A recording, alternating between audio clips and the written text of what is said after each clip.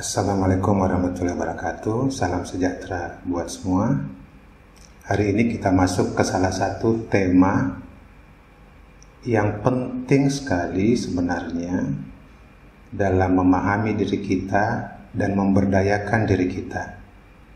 Dalam psikologi, tema ini sedikit terabaikan belakangan ini, meskipun sudah ada semangat baru untuk kembali menghidupkannya. Beberapa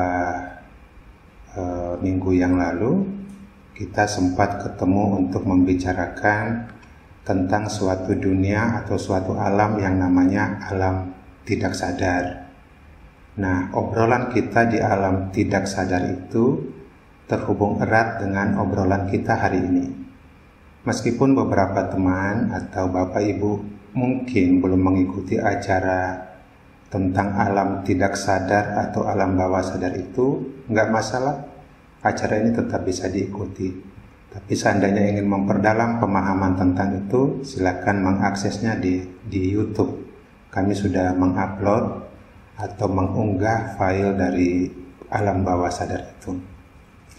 Nah, hari ini kita bicara tentang satu jenis sugesti yang paling powerful di atas semua sugesti, yaitu sugesti yang kita tujukan kepada diri kita sendiri. Sugesti ini bisa dikatakan sebagai kata-kata yang kita arahkan ke dalam diri kita sendiri untuk membangunkan kekuatan positif dalam diri kita sendiri. Nah, mari kita lihat lebih dalam tentang apa itu autosugesti. Sebelum masuk, seperti biasa, saya akan cerita. Ada 3 cerita di awal pertemuan kita hari ini. Yang pertama, cerita tentang anak yang goblok. Suatu hari seorang ibu menelpon saya untuk membuat janji ketemu. Katanya dia lagi bermasalah karena anaknya bermasalah di sekolah. Banyak komplain dari gurunya bahwa anaknya itu sering buat onar. Saya bilang, silahkan Bu, mari kita buat janji. Dan pada hari yang ditentukan, ibu ini bersama dengan anaknya datang ke tempat saya, di tempat kerja saya di kantor. Saya bilang, monggo masuk sekalian bawa anaknya Bu. Dan mereka duduk berdua di depan saya. Anaknya masih kecil, sekitar usia kelas 3 SD. Saya bilang, Dek, duduk di sini aja di samping Om. Monggo Bu, cerita. Ibunya cerita. Begini ceritanya itu, guru selalu komplain bahwa anak saya ini buat onar di kelas. Setiap kali ada tugas tidak dikerjakan. Setiap kali diminta ke kelas untuk mengerjakan tugas di tempat juga tidak bisa melakukan apapun. Saya heran, ada apa dengan anak saya ini? Tapi kalau di rumah dia baik-baik saja. Gitulah, saya dengarkan ceritanya sambil sesekali saya melihat anak kecil itu yang ada di samping kanan saya. Sampai suatu saat, setelah semuanya diceritakan, saya lihat anak itu. Saya bertanya, Dek, kamu kenapa toh? Anak itu diam dengan pertanyaan itu. Tiba-tiba dia nunduk. Dia bilang, saya orang bodoh Om.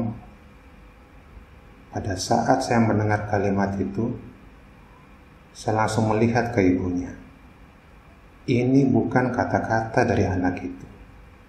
Ini mesti kata-kata pinjaman. Saya bilang gini, Dek, kamu keluar dulu ya, saya mau ngobrol sama mamamu. Kamu boleh main apa aja di luar sana. Setelah kami berdua, saya bilang, Ibu, anak ibu itu baik-baik saja. Tapi dia kemasukan sesuatu yang kemudian membuat dia yakin bahwa dia bodoh. Dalam ceritanya tadi, dia bilang saya bodoh Om. Dan ketika saya tanya lebih lanjut, dia bilang saya tidak seperti saudara-saudara saya dan sepupu-sepupu saya. Nah, kemudian ibunya cerita, iya, saya memang sering nasihati dia seperti itu. Saya bilang, ya kamu nggak seperti sepupumu yang ini, sepupumu yang itu, anaknya om yang ini, anaknya om itu, mereka semua hebat di sekolah, tapi kamu kok. Nah, keluar kata yang nggak bagus itu. Dan anak itu menyerap kata itu dan kemudian menanamkan dalam dirinya, dan pelan-pelan dia mengembangkan anggapan yang kuat pada dirinya sendiri bahwa dia bodoh, dia goblok. Pikiran itu masuk ke sistemnya, bekerja cukup kuat di dalam, menjadi semacam energi yang memberitahu ke dirinya sendiri bahwa dia bukanlah anak yang mampu untuk mikir dengan baik, bukan anak yang cerdas. Nah, dia disugesti oleh ibunya, sugesti dari ibunya itu nancap dalam diri dia, dan kemudian itu mempengaruhi cara berpikir dia, cara dia berperilaku di sekolah, dan seterusnya, dan seterusnya. Begitulah saya kemudian bilang ke ibunya, nah sugesti itu udah terlanjur masuk. Sekarang tugas ibu mengganti sugesti itu dengan sesuatu yang baik, yang positif, yang bisa memberi dia semangat. Karena dia sudah terlanjur menganggap dirinya goblok, apa gunanya belajar, apa gunanya menyerap informasi, saya ini anak yang goblok. Begitulah orang tua kadang-kadang tanpa sadar membuat anaknya mensugesti dirinya sendiri. Cerita kedua tentang dokter dan pasien skiatika. Di tahun 2000-an, sebelum tahun 2010, ada seorang dokter yang datang ke saya meminta tolong untuk diajarkan hipnosis. Saya bilang, kenapa? Hipnosis ini katanya bisa untuk menyembuhkan orang tanpa obat. Bisa saja, tapi kalau niatnya membantu orang lain untuk membantu kesehatan dia menjadi lebih baik, ya saya mau saja.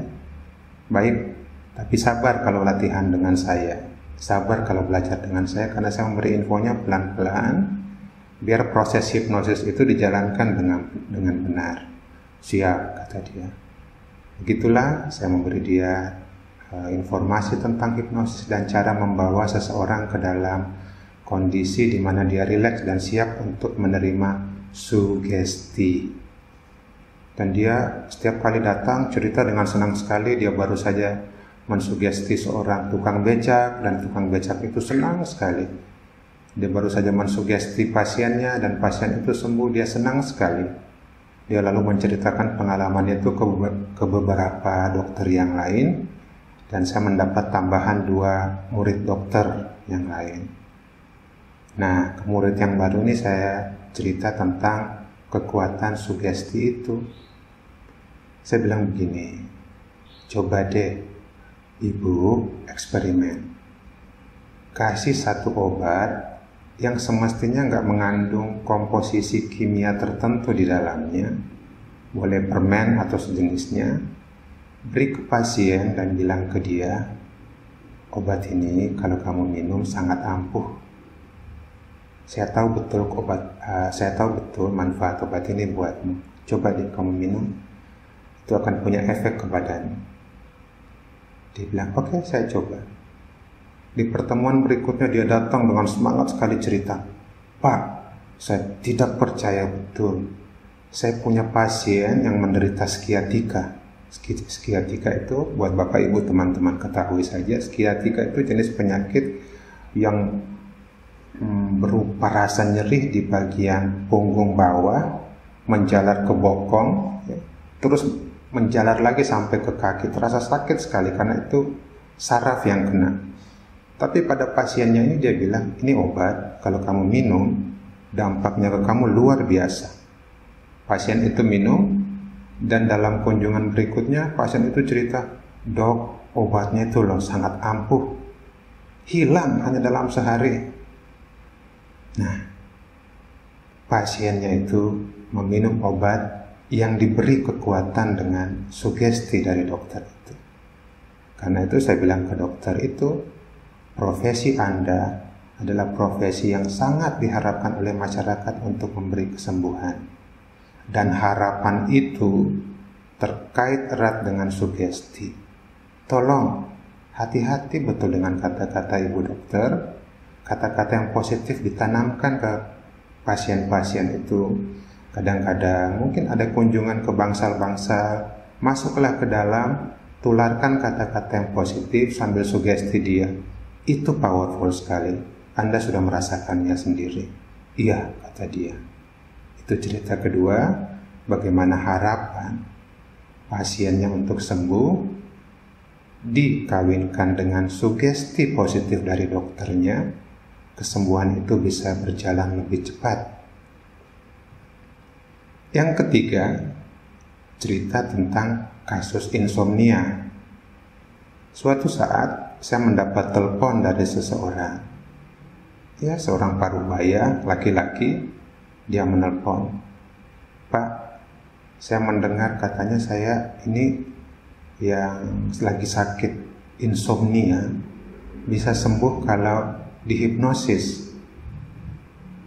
Datang dulu aja Pak, saya nggak berani jamin, tapi saya perlu tahu dulu kondisi Bapak seperti apa." Dia datang, saya mulai bertanya tentang kehidupannya, sudah berapa lama insomnia. Insomnia itu tidak bisa tidur sama sekali. Orang-orang ini kalau sudah malam kebingungan sendiri, cari kesibukan sampai pagi. Setelah itu beraktivitas lagi, kadang berusaha tidur, merem sebentar. Setelah itu terbangun lagi. Meremnya pun nggak tidur, ya. Hanya untuk melepaskan capek dengan merilekskan kelopak mata. Sudah 2 tahun dia nggak tidur. Bapak, Ibu, teman-teman bisa bayangkan. Saya bilang begini, oke, saya paham, Bapak sangat ingin bisa kembali normal seperti dulu, bisa tidur. Sudah banyak ceritanya tadi, saya sudah dengar. Sekarang saya minta Bapak coba ingat satu peristiwa dalam hidup yang masih bisa diingat. Bapak tidur sangat nyenyak sekali. Dulu Pak, kapan itu? Bisa bayangkan suasananya seperti apa? Bisa. Bisa bayangkan betapa segarnya setelah bangun? Bisa. Baik, Bapak duduk santai di situ. Saya nggak akan menghipnosis Bapak. Bapak sendiri deh yang merilekskan badan sebentar di situ. Oke? Badannya sudah terasa rileks? Sudah. Baik, serileks mungkin. Beri saya isyarat kalau sudah rileks betul. Dia memberi isyarat. Sekarang munculkan memori itu.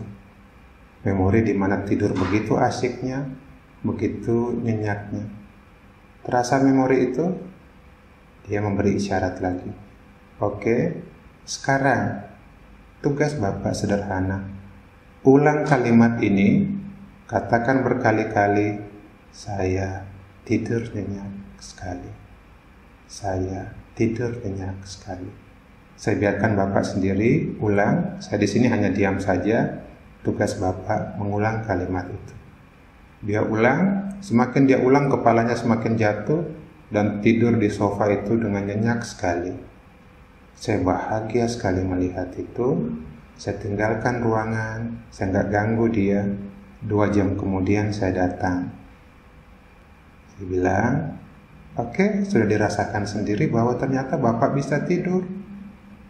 Bapak sudah rasakan sendiri asiknya tidur saat ini. Sewaktu-waktu kalau Bapak mau, Bapak bisa bangun kok. Dan setelah pulang, sewaktu-waktu kalau mau tidur seperti ini lagi bisa kok.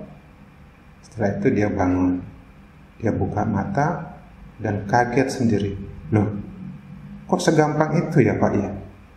Lah, yang buat Bapak tidur ya Bapak sendiri, bukan saya. Bapak masih ingat prosesnya? Ingat. Sekarang tugasnya lakukan itu sendiri di rumah. Bapak baik-baik saja kok. Dia pulang senang sekali. Gitu ya. Pengalaman berkesan dalam hidup saya tentang the power of suggestion, the power of suggestion. Nah, waktu belajar atau membicarakan hipnoterapi beberapa waktu yang lalu, saya sudah memberi informasi tentang satu jenis hipnosis yang terkoneksi atau terhubung dengan meditasi di timur. Hipnosis itu namanya hipnosis diri sendiri. Nah, saya beritahu Bapak Ibu teman-teman semua, siapapun yang belajar hipnosis, kalau dia mau jujur, maka dia akan mengatakan semua hipnosis sebenarnya adalah hipnosis diri sendiri. Kenapa begitu?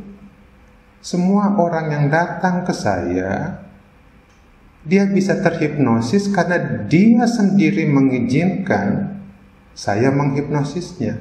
Bukan karena saya menghipnosis dia, tapi karena dia mengizinkan saya menghipnosis dia. Jadi penentunya adalah dia sendiri. Jadi siapapun yang terhipnosis itu sebenarnya adalah orang yang sudah mengizinkan dirinya sendiri dihipnosis. Paham ya? Ingat ini, dalam dunia hipnosis, siapapun yang belajar hipnosis harus jujur mengatakan all hypnosis is self-hypnosis. Semua hipnosis adalah hipnosis diri.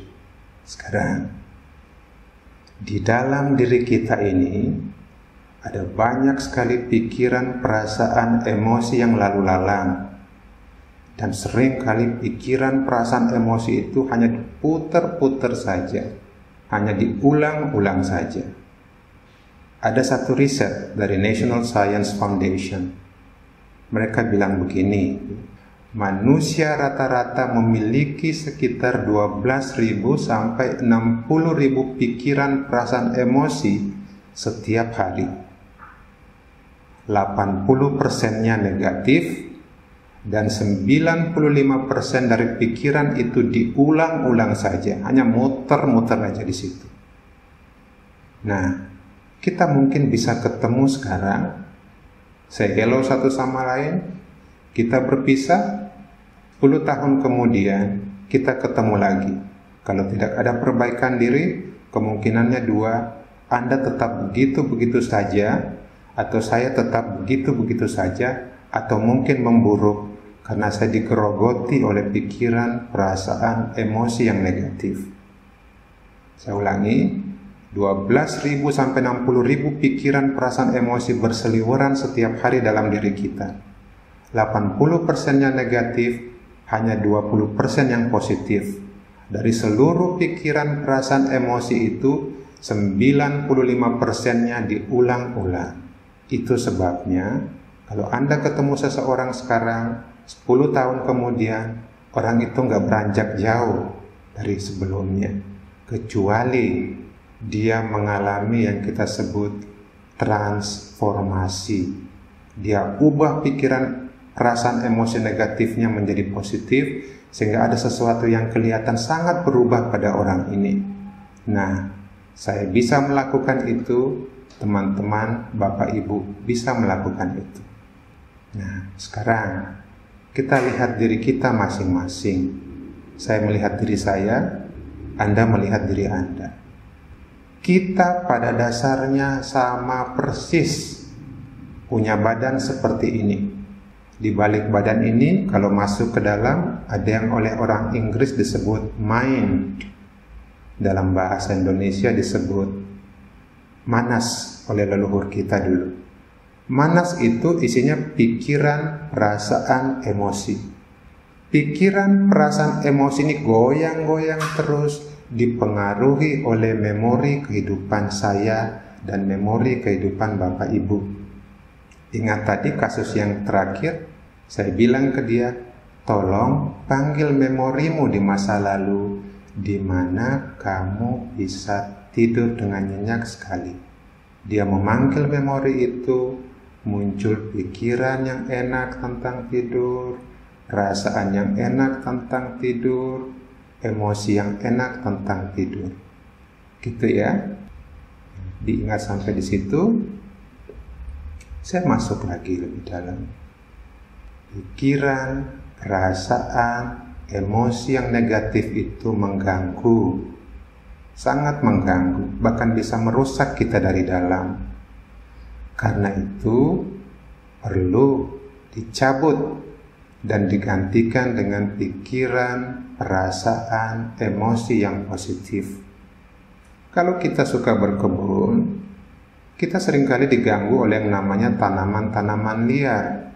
Itu bisa merusak pertumbuhan tanaman-tanaman yang kita pengeni, yang kita inginkan. Cabut rumput-rumput liar itu, biar tanaman yang kita inginkan, yang kita harapkan tumbuh subur. Nah, caranya gimana? Kalau bisa meditasi ya bagus, meditasi itu bagus. Tapi kalau masih terlalu berat untuk meditasi, kita bisa melakukan autosugesti. Nah, tentu saja kita nggak mencabut pikiran perasaan positif itu seperti mencabut rumput. Ada caranya. Cara itulah yang kita bicarakan hari ini dan diberi nama autosugesti.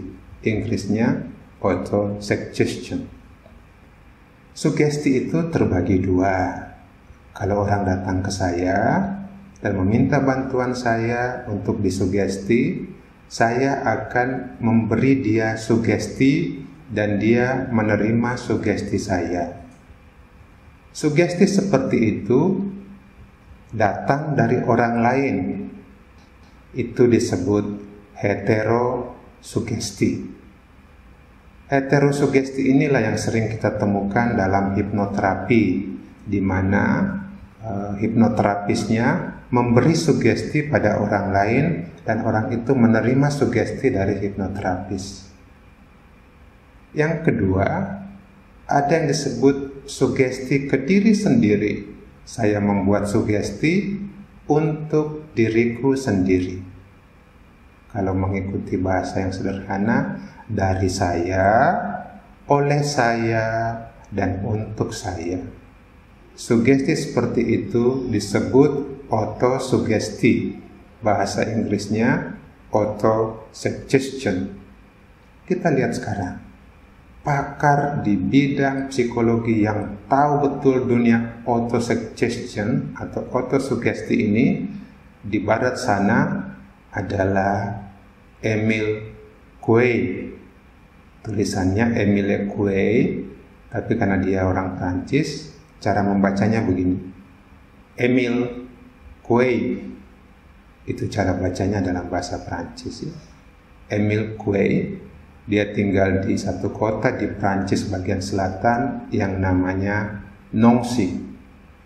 Di kota Nancy ini Emile Coué tinggal. Dia tulis buku yang mungkin oleh orang-orang psikologi nggak dikenali, tapi buku ini sangat-sangat powerful, bercerita tentang the power of autosuggestion, kekuatan autosugesti. Buku ini sudah nggak publish, tapi sempat dicetak ulang, dan saya bersyukur betul di masa saya mempelajari hipnosis dulu, saya hanya mendapatkan informasi sedikit tentang dia, itu pun dari orang-orang yang mempelajari dia. Dan di zaman kita ini, Google mengumpulkan semua buku-buku klasik, men-scan-nya, lalu membuat pustaka sendiri, dan saya bersyukur betul usaha seperti itu membuat saya bisa membaca langsung buku ini. Nah, hari ini saya akan menggunakan pandangan Emile Coué untuk berbicara tentang autosugesti dari dunia barat sana, karena memang dialah pakarnya. Siapapun yang belajar hipnosis, kalau benar belajar hipnosis, pasti tahu orang ini. Pasti tahu. Dia cukup unik di zamannya.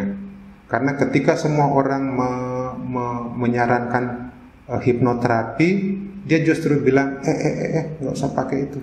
Kamu yang sembuhkan dirimu sendiri. Kamu adalah dokter buat dirimu sendiri. Jangan mengandalkan orang lain. Sugesti dari mereka itu nggak kuat kok. Sugesti paling hebat dari dirimu sendiri. Dan begitulah dia membuat praktek, dan dalam prakteknya itu dia meminta orang mensugesti dirinya sendiri. Ini hebatnya dia. Jadi dia belajar hipnosis secara mendalam, dan dia tidak menyarankan orang untuk menjalankan hipnoterapi. Dia menyarankan orang lain untuk mensugesti dirinya sendiri. Dan Dia itu kalau berpraktek nggak pernah sekalipun minta dibayar. Orang hanya memberi sumbangan secara sukarela saja. Ya, dari sumbangan itu kemudian dia bangun klinik. Seperti itulah figur tentang Emil Coué yang nggak begitu disukai mungkin ya oleh banyak orang-orang yang mempelajari hipnoterapi, karena kok malah menyarankan hipnosis diri sendiri. Jadi intinya begini kalau saya baca bukunya ya, jangan biarkan diri kita disedot oleh penyakit atau kejelekan dalam diri kita. Begitu kita disedot oleh penyakit itu, oleh kejelekan itu, penyakit itu bakal menjadi jadi. Nah, gunakan sugesti ke diri sendiri untuk melemahkan penyakit itu. Itu ajarannya Emil Coué ini. Sekarang kita lihat bagaimana otosugesti itu bekerja. Beberapa hari yang lalu saya memberi informasi tentang alam kejiwaan manusia yang terbagi menjadi alam sadar. Seperti saat ini saya sedang ngomong dengan menggunakan alam sadar saya. Di dalam saya, di bawah alam sadar itu ada alam bawah sadar. Disitulah informasi-informasi yang masih gampang saya panggil tersimpan. Kata-kata yang saya gunakan ini saya tarik dari alam bawah sadar saya. Dan di bawahnya lagi ada alam tidak sadar.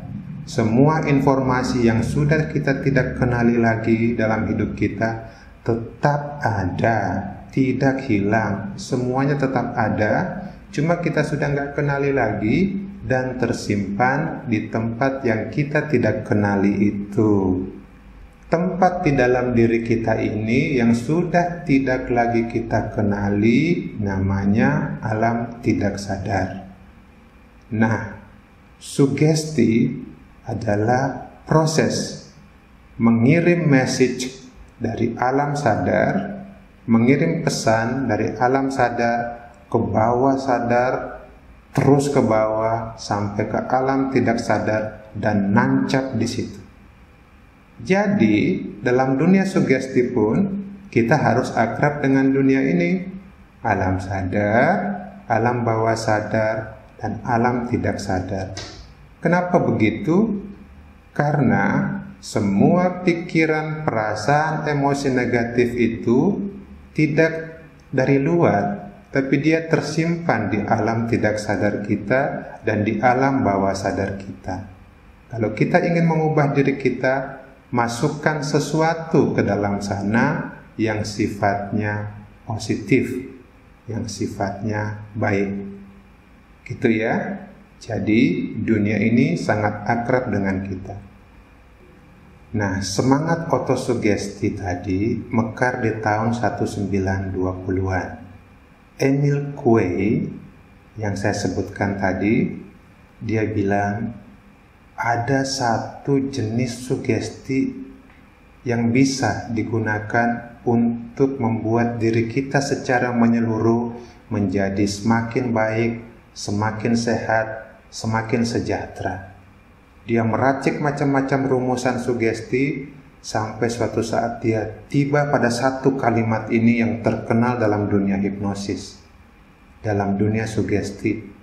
Dan di barat sana waktu itu, semua orang yang akrab dengan hipnosis tahu kalimat ini di barat sana.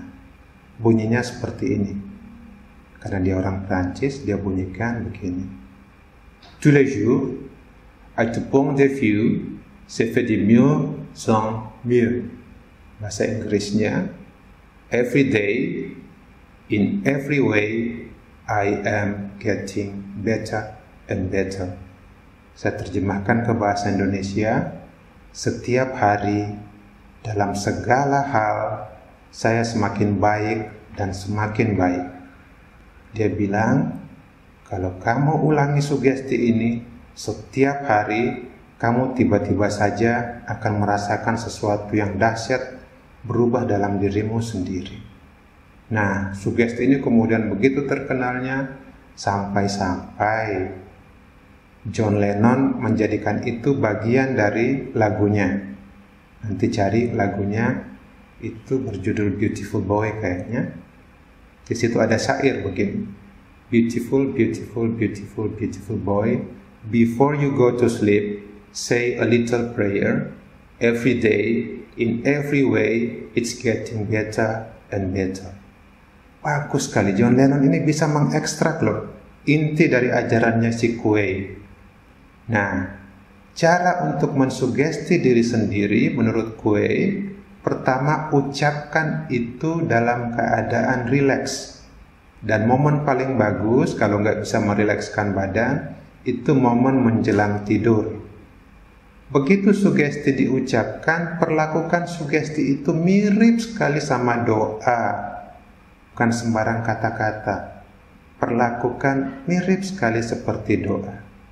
Setelah itu, tanamkan sugestinya ke diri kita sendiri dengan mengulang-ulang. Sugesti umum yang dianggap sangat bagus oleh Emil Quay bisa untuk badan kita semakin sehat, untuk kondisi psikologis kita semakin tenang, dan kehidupan kita semakin sejahtera, atau bahasa Inggrisnya well-being, adalah sugesti ini. Tous les jours, à tout point de vue, je fais de mieux en mieux. Setiap hari, dalam segala hal, saya semakin baik dan semakin baik.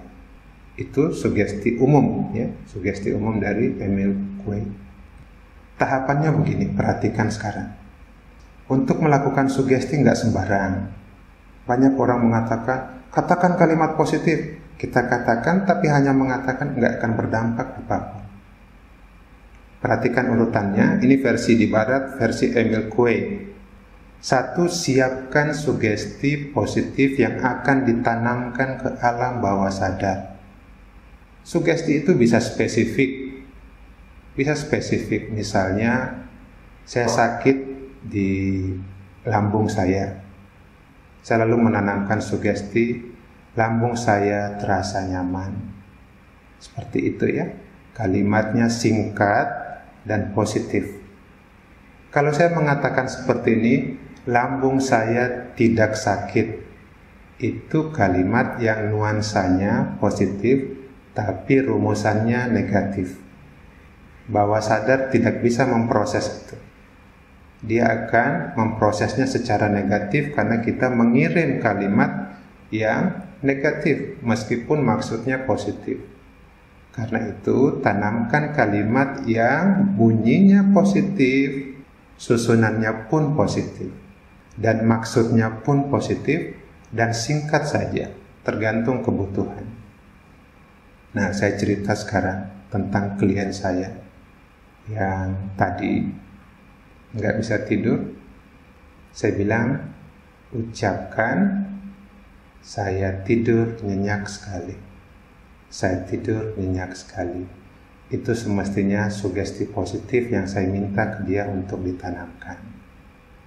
Tapi, kalau hanya untuk persoalan-persoalan kecil dalam hidup, misalnya saya marah dan gak bisa mengontrol marah saya, Emil Quay bilang itu gampang. Ucapkan kata ini. Bahasa Prancisnya, chapas. Bahasa Inggrisnya, it is passing. Bahasa Indonesianya, lewat. Atau pergi. Gitu ya. Jadi, sugesti itu kata yang singkat dan positif. Silakan sesuaikan dengan kondisi kita masing-masing.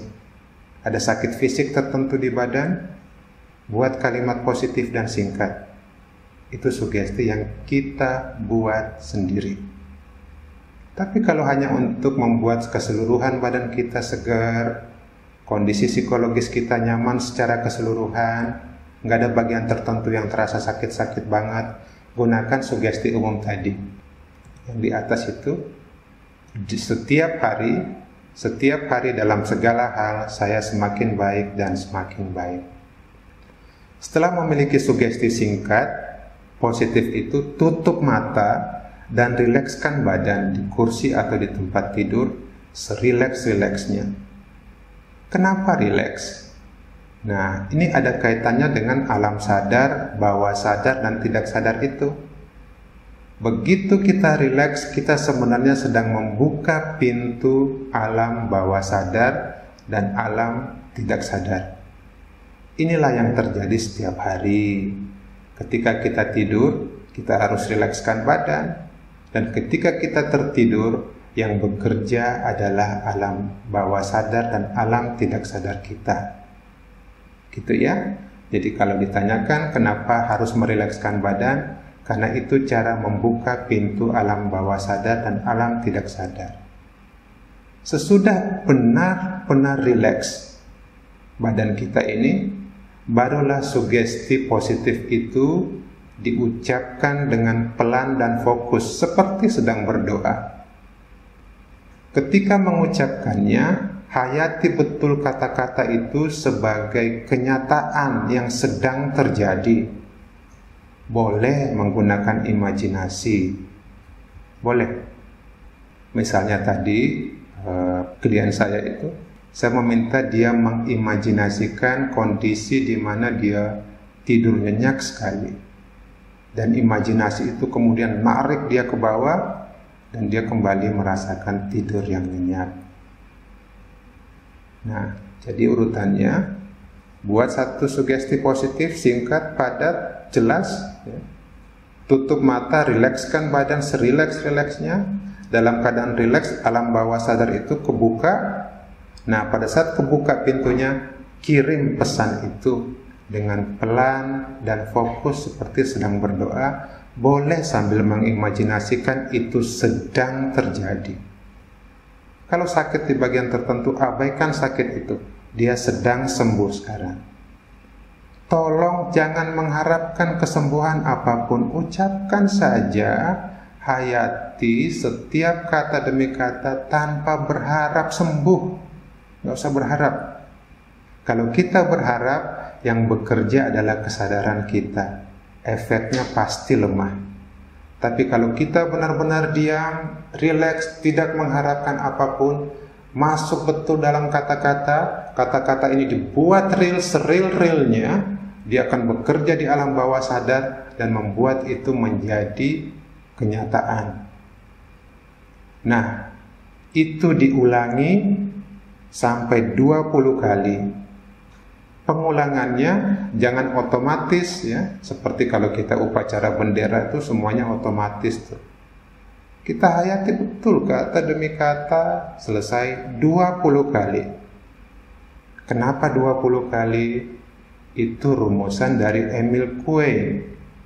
Dan menariknya lagi, di zaman sekarang ini peneliti-peneliti berhasil membuktikan bahwa jumlah minimal 20 itu penting sekali untuk membuat sesuatu menjadi kebiasaan. Nanti saya beri bukti penelitiannya. Jadi seperti itu ya, dilakukan 2 kali sehari, siang atau malam. Tapi saya menganjurkan malam sebelum tidur atau pagi hari ketika pikiran belum begitu sibuk. Nggak memakan banyak waktu kok. Itu versi barat dari Emil Coué yang saya ambil dari buku tadi. Ini sudah saya ekstrak betul. Kalau ikuti proses ini sesuai dengan yang dimaui atau yang ditulis oleh Emil Coué. Manfaatnya apa? Nah, saya ambilkan dari buku itu. Di zaman itu Emil Coué ketika memberi otosugesti ini pada seseorang, dia nggak melakukannya sendiri. Dia selalu berbarengan dengan dokter. Dokter itu semacam saksi mata, dan dalam buku ini dia menceritakan penyakit-penyakit yang berhasil disembuhkan dan disaksikan oleh dokter-dokter. Tuberkulosis di zaman itu, hambatan pernafasan di paru-paru, asma, bronkitis, dan semua penyakit-penyakit yang ada di sini, itu ada dalam buku ini, ada pasiennya, ada dokter yang menyaksikan itu. Masalah dengan rahim pun seperti itu, trouble di bawah. Ada metritis juga, gangguan pada rahim. Bisul, sariawan pun seperti itu. Stammering, gagap dalam bicara juga seperti itu. Dia berhasil menyembuhkan itu dengan autosugesti.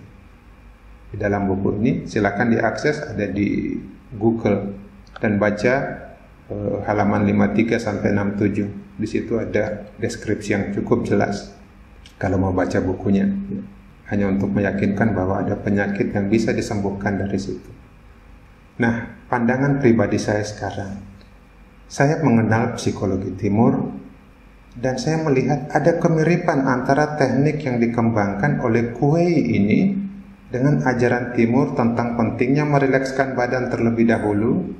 Sesudah itu, kita menanamkan sesuatu ke dalam diri kita dalam keadaan rileks, dan sesuatu yang ditanamkan itu akan tumbuh dan menjadi kenyataan. Itu ajaran timur seperti itu. Tapi kok Kuei dalam buku itu saya nggak temukan pernyataan yang mengatakan saya mengambil dari ajaran timur. Dia seolah-olah hanya ingin menyampaikan ini temuan saya. Nah, di waktu yang tidak begitu jauh dengan Emil Kuei di Jerman, ada psikiater, dokter jiwa namanya Johannes Heinrich Schultz. Itu bacanya karena dia orang Jerman. Johannes Heinrich Schultz. Dia mengembangkan teknik serupa namanya autogenic training.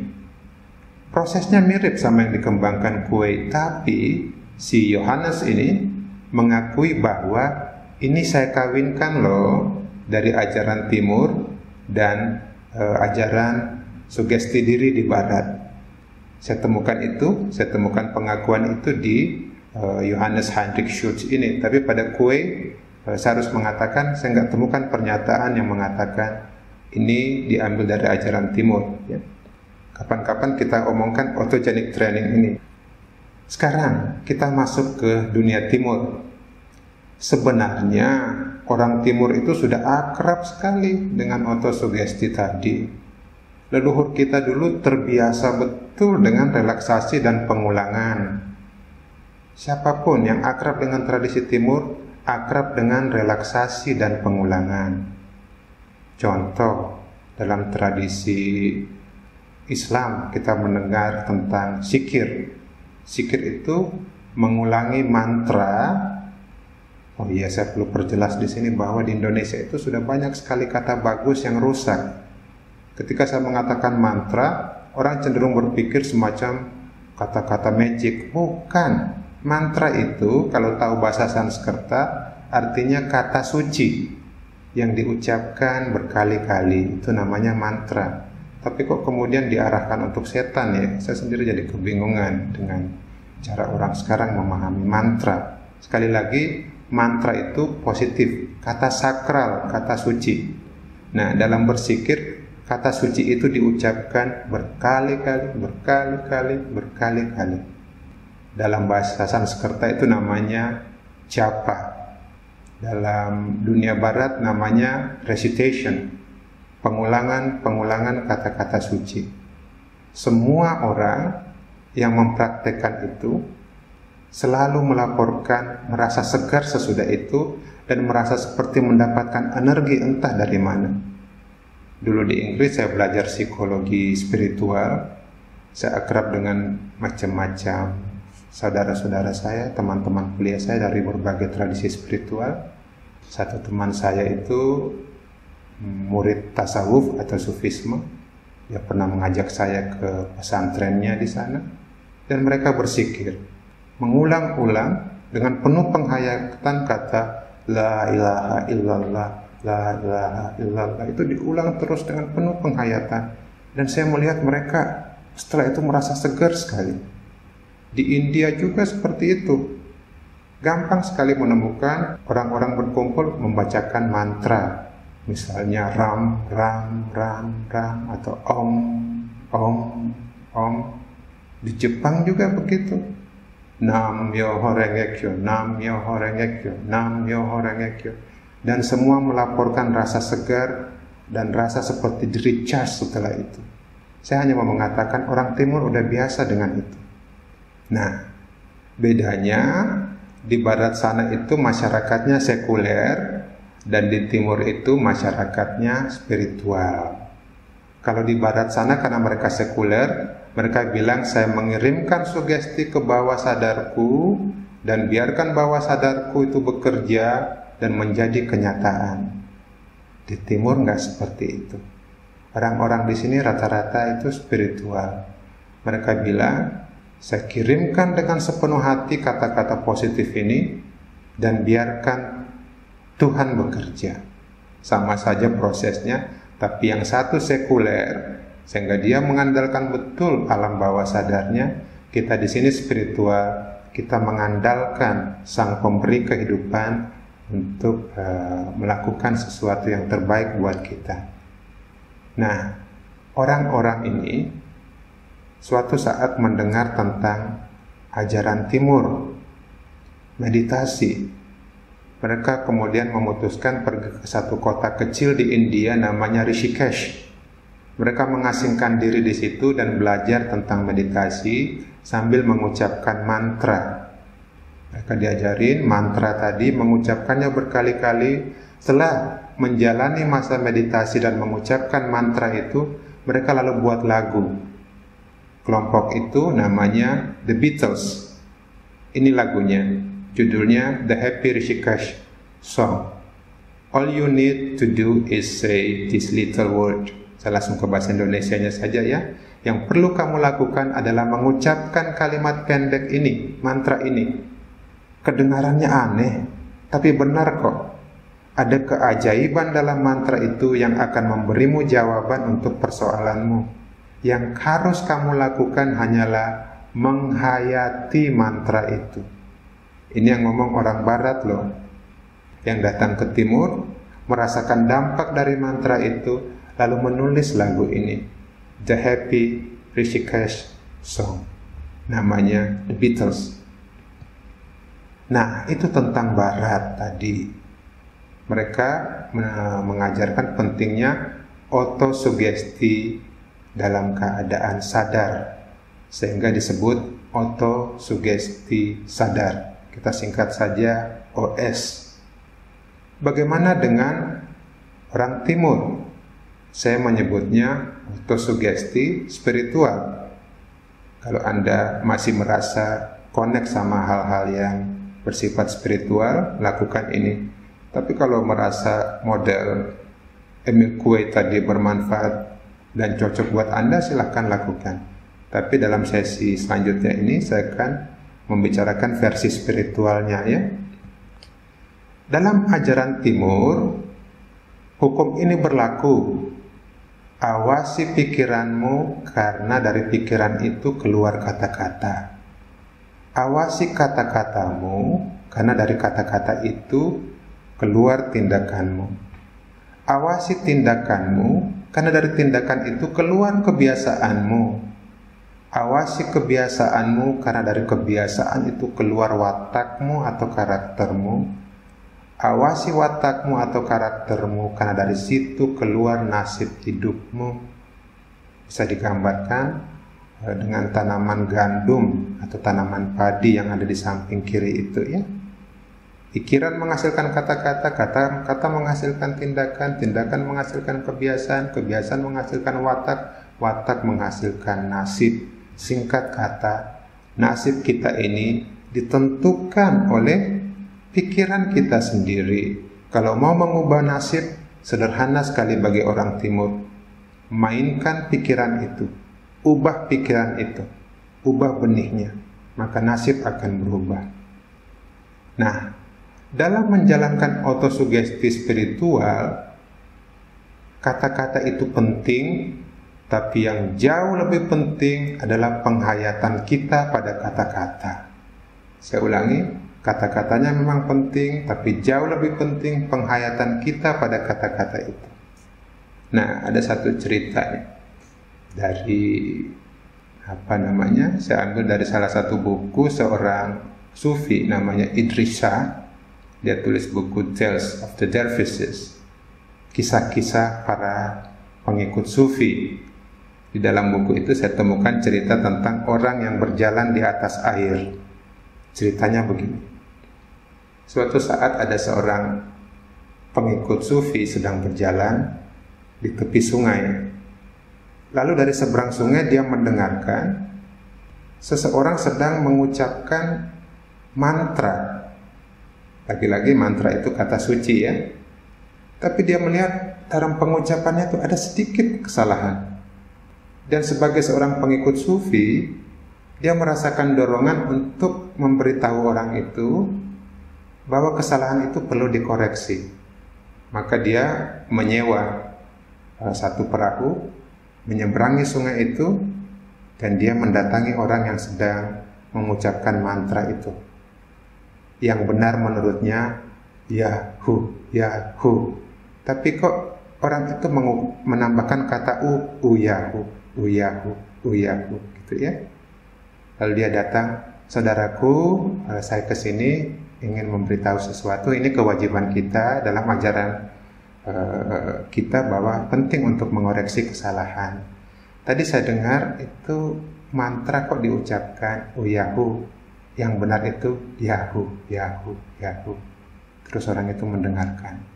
Baik, saya coba. Itulah orang ini kemudian meninggalkan orang yang sedang membaca mantra itu dan kembali ke perahu. Ketika dia ada di tengah sungai, orang itu yang tadinya diajarin cara mengucapkan mantra menyusul dia, berjalan di atas air. Lalu, hai saudara, tunggu sebentar, tunggu sebentar. Maaf, tadi saya lupa cara mengucapkan mantranya, bisa diulang lagi? Bayangkan, ya, dia hayati betul mantra itu sampai dia bisa berjalan di atas air, sementara yang mengajari dia harus menyewa perahu. Penghayatannya itu yang sangat dahsyat sampai-sampai dia menjadi sehebat itu ya. Mudah-mudahan paham maksud ceritanya ya. Jadi saking menghayatinya, ada sedikit kesalahan kecil, kesalahan minor, tapi penghayatannya itu lebih dahsyat daripada kata-kata itu. Gitu ya. Sekarang dalam berlatih penting sekali untuk menetapkan tujuanku apa. Aku mau sembuh fisik kah? Atau ada persoalan psikologis yang mengganggu aku dan ingin aku pulihkan? Tentukan itu. Yang tahu itu siapa? Ya saya sendiri. Yang tahu itu siapa? Ya Bapak Ibu sendiri. Mau melakukan otosugesti untuk apa? Lihat diri sendiri, kebutuhan kita apa. Setelah itu, buat sugestinya positif dan singkat. Setelah itu fokus betul. Ucapkan sugesti itu dengan penuh penghayatan. Hayati betul.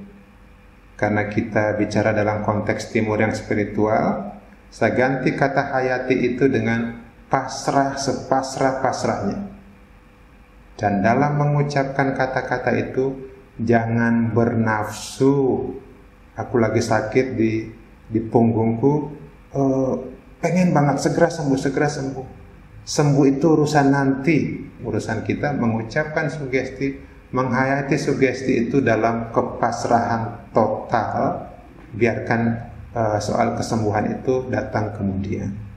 Ya, urutannya begini, prosesnya begini ya. Sambil menjelaskan prosesnya, saya ceritakan sekalian klien saya yang pernah datang ke saya karena dia itu sedang mengambil S2, tapi dia punya masalah serius. Tiap kali mau presentasi di depan acara ilmiah, dia selalu pingsan sebelum naik ke panggung.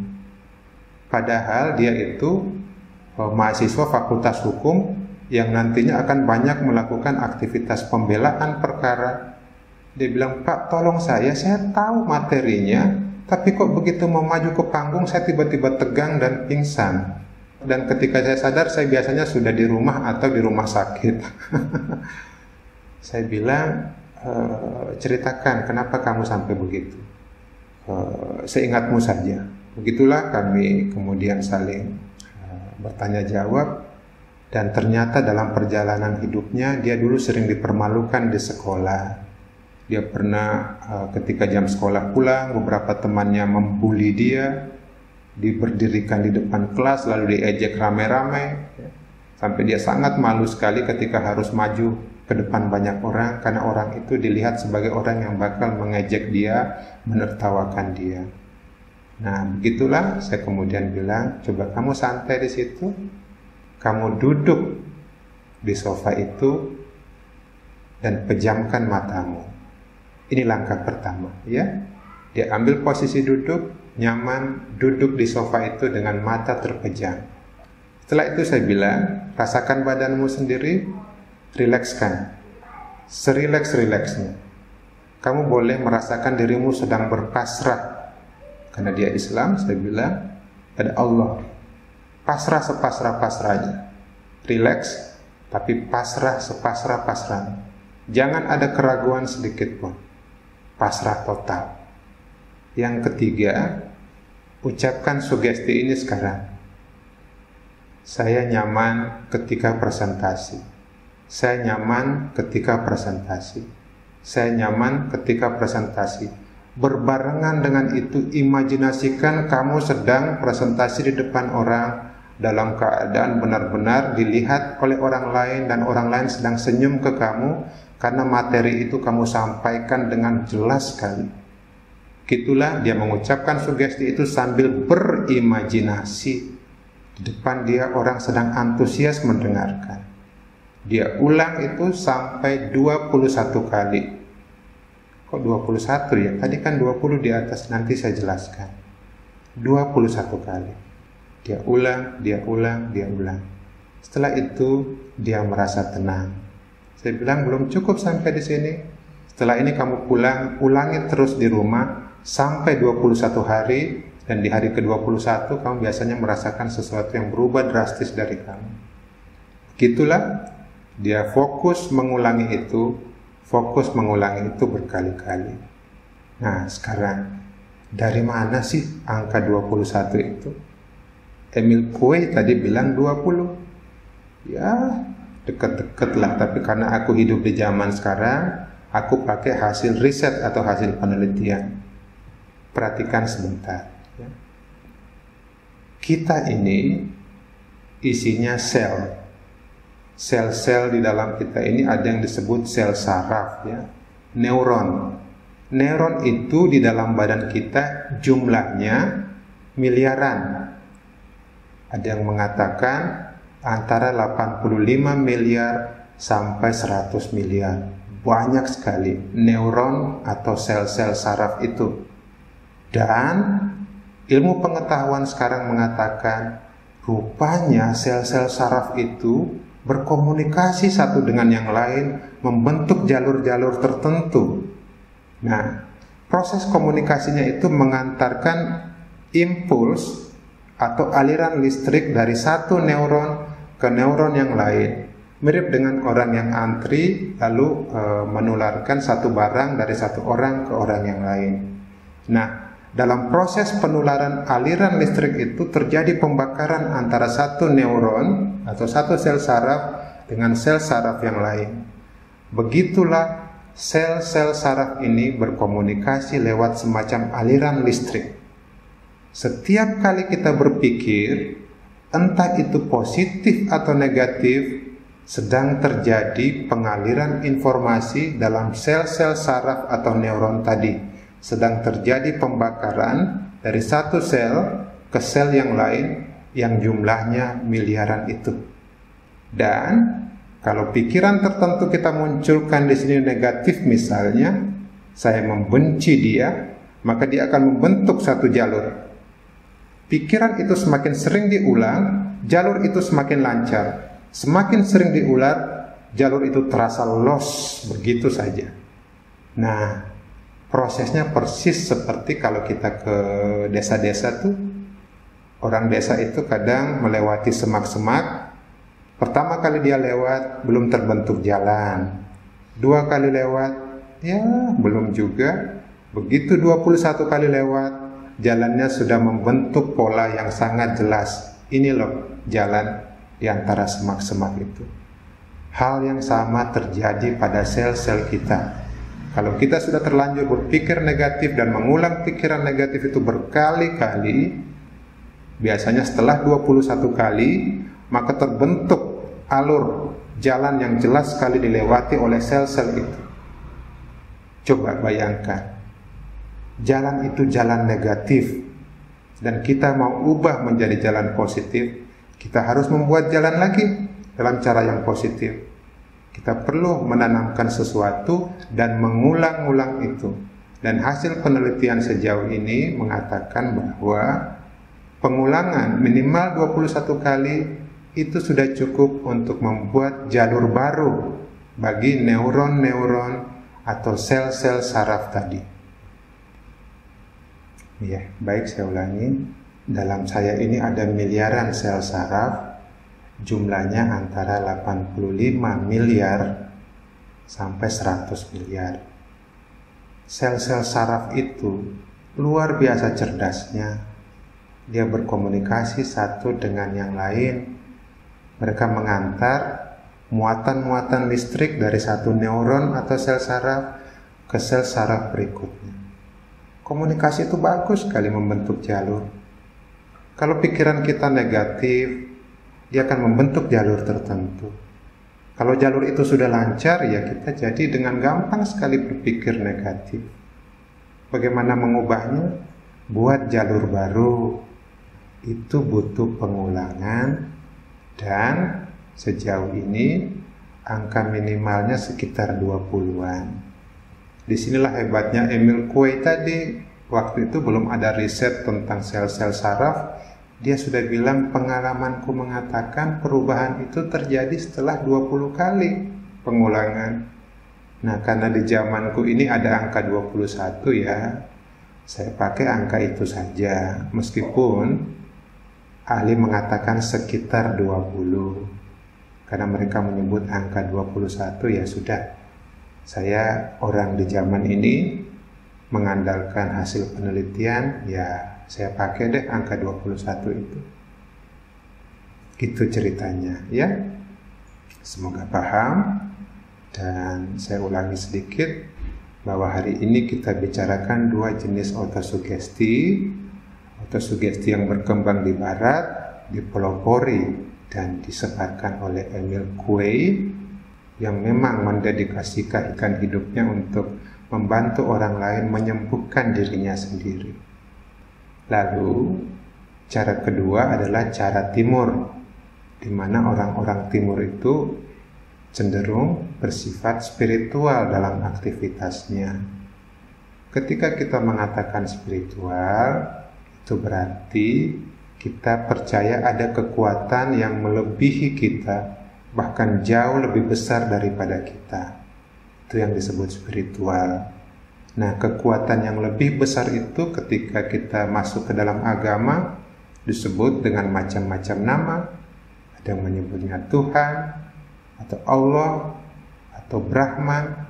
Itu soal lain. Tapi ada kekuatan yang lebih besar, bahkan jauh lebih besar dari kita. Nah, bagi orang timur, saya melakukan autosugesti berarti saya mengirim pesan ke sana dalam kepasrahan yang sangat tinggi, dan kemudian menunggu momen di mana sugesti itu menjadi kenyataan. Seperti itu prosesnya, ya, hampir sama, tapi saya hanya menyesuaikan dengan situasi dalam masyarakat timur yang memang sudah akrab sekali dengan teknik-teknik seperti itu dari zaman dulu. Bukan sesuatu yang baru. Di barat sana baru tahun 20-an kalau kita lihat tadi Emil Coué ya. Dan di Jerman tahun 30-an.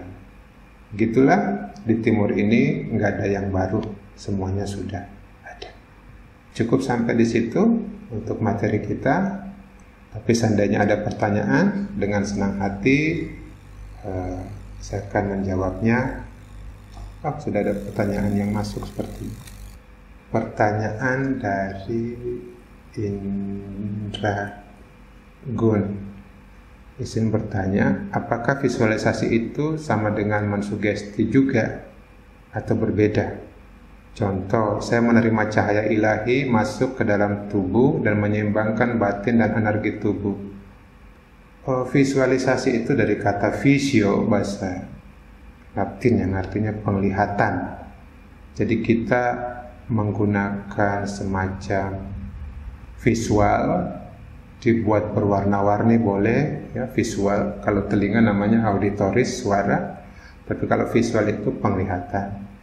Bisa saja seperti itu, tapi itu bukan sugesti.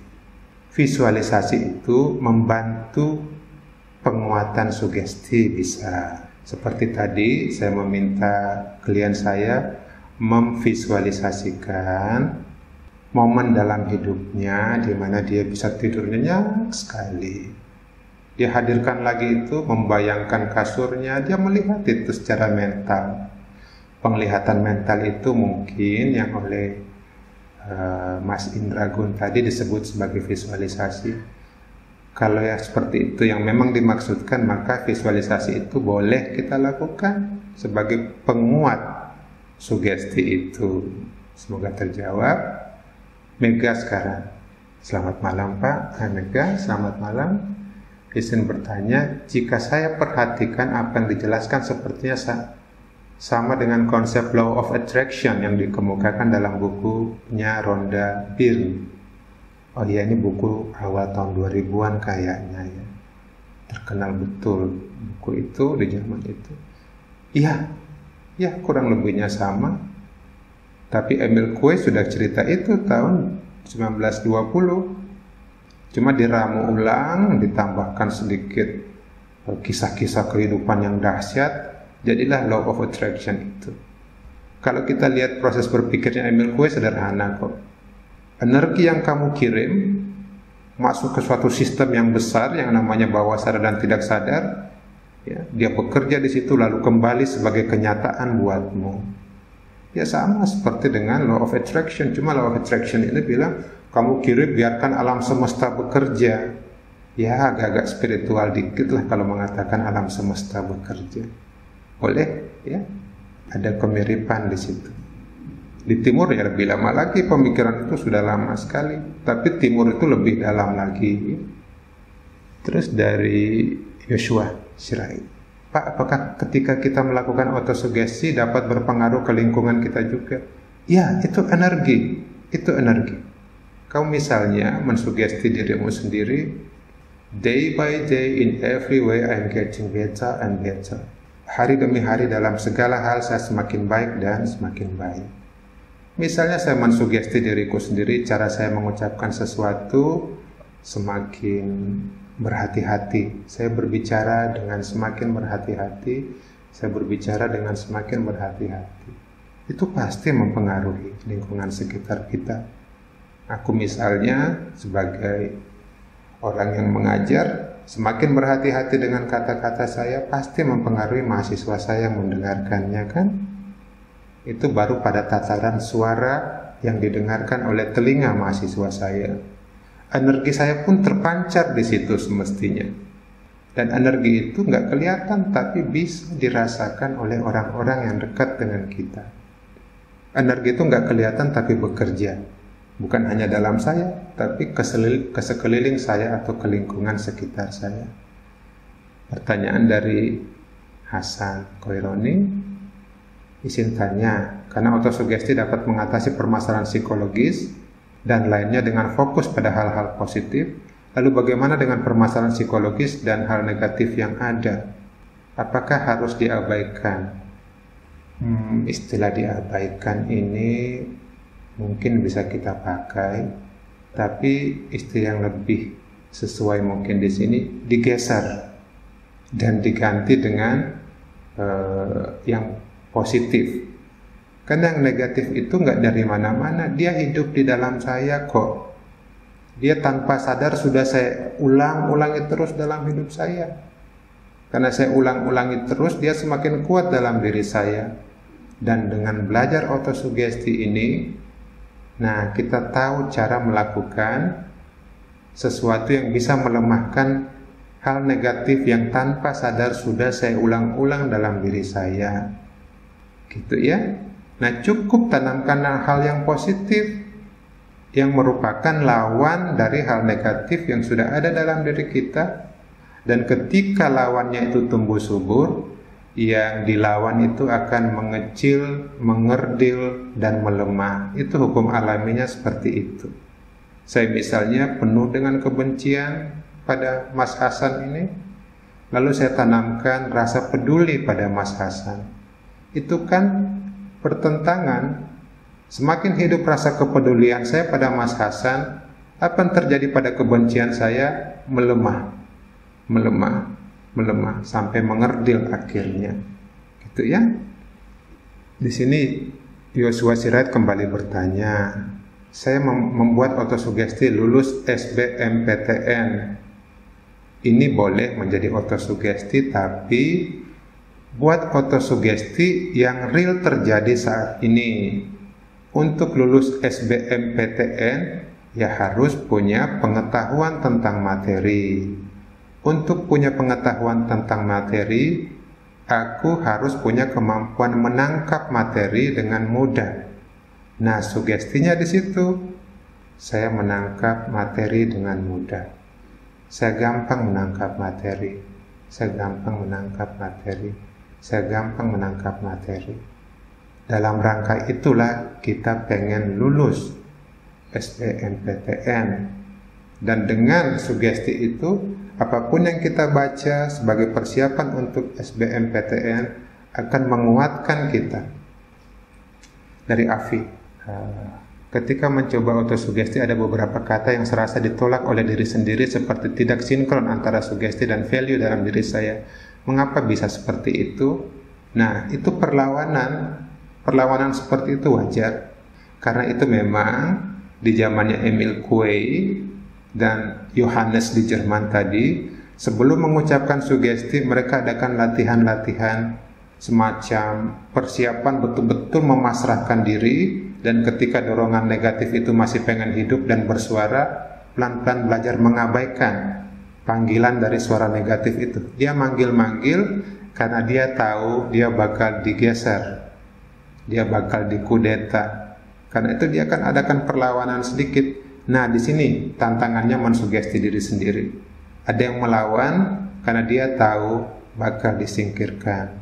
Karena itu perlu latihan awal sebelum sugesti. Latihan relaksasi itu penting. Ketika yang negatif keluar, aku tetap rileks gimana nih di tengah munculnya negatif. Begitu kita sudah mantap dengan proses relaksasi itu sendiri, kepasrahannya jalan, autosugesti akan bekerja dengan efektif sekali. Perlawanan pasti ada. Wong sudah betah di dalam situ kok, sudah terbuat jalur-jalur sarafnya tadi sudah mantep, kok dibuatin jalur baru, wah bisa hilang nih aku, kata dia seperti itu ya. Izin bertanya Pak, dijelaskan bahwa supaya sugesti masuk ke dalam diri seseorang itu harus fokus. Lalu bagaimana jika ada orang yang memang sulit untuk bisa fokus? Ini mirip dengan pertanyaannya Afi tadi ya. Perlu latihan-latihan di awal. Latihan relaksasi, latihan fokus ya. Mungkin sudah mulai dengan sugesti-sugesti diucapkan, kalau diganggu oleh lawannya tetap tenang. Tapi kalau sudah bisa rileks dengan sangat bagus, fokus sudah jalan, itu pasti dahsyat dan sangat cepat. Emil Coué dalam bukunya pernah bilang ada satu klien yang mengalami pendarahan di mulut. Dia buat rileks betul dan dia bilang, sekarang ucapkan pendarahan berhenti. Ucapkan. Dan begitu dia ucapkan, dokter menyaksikan sendiri pendarahannya tiba-tiba berkurang dan berhenti ya. Memang butuh latihan. Jadi nggak seperti yang dikatakan orang, dia ayo katakan sekarang hal positif, katakan, kuatkan.